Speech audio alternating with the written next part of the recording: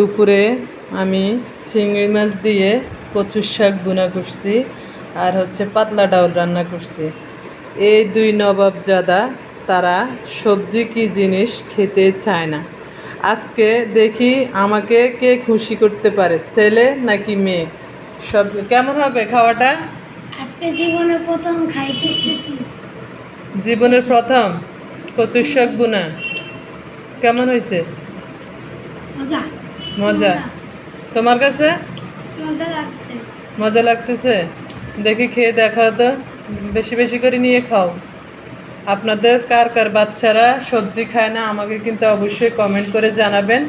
আমার বাচ্চারা তো টোটালি গোস্ত মোরগ ছাড়া মাছ ছাড়া খাওয়া খায় না। এখন দেখি ছেলে আমাকে খুশি রাখতে পারে না মেয়ে খুশি রাখতে পারে।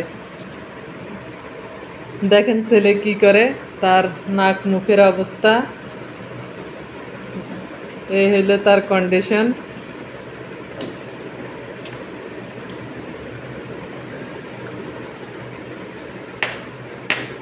এই হইলো অবস্থা।